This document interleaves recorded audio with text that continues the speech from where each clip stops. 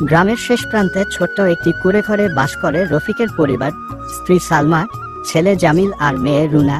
এই চারজনের সংসার। জমি নেই, সম্পদ নেই। রফিক দিনমজুরি করে কোনোরকমে চালিয়ে নিচ্ছে। দুপুরে খাবারের জন্য চাল নেই। সালমা মাটির হাঁড়িতে পানি গরম করছে, যাতে শিশুরা মনে করে কিছু রান্না হচ্ছে। জামিল ক্ষুধার্ত হয়ে বাবার কাছে যায়। রফিক পাশের গ্রামে কাজের সন্ধানে যায়। অনেক চেষ্টা করেও কাজ পায় না।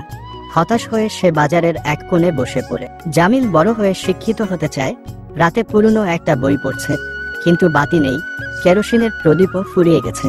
চাঁদের আলোয় সে পড়তে বসেছে। একদিন রফিকের পরিচয় হয় শহর থেকে আসা এক ধনী ব্যবসায়ীর সাথে, যিনি কাজের লোক খুঁজছেন।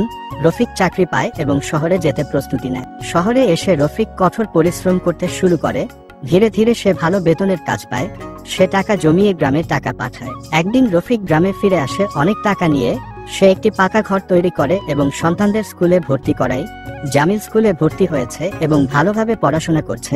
তার স্বপ্ন এখন বাস্তব হওয়ার পথে। রফিক শুধু নিজের পরিবার নয়, গ্রামের অন্য দরিদ্র পরিবারগুলোকেও সাহায্য করতে শুরু করে। সবাই তার প্রশংসা করে। একদিন রফিক ভোরে উঠেই দেখে তার নতুন বাড়ির উঠোনে রোদ ঝলমল করছে।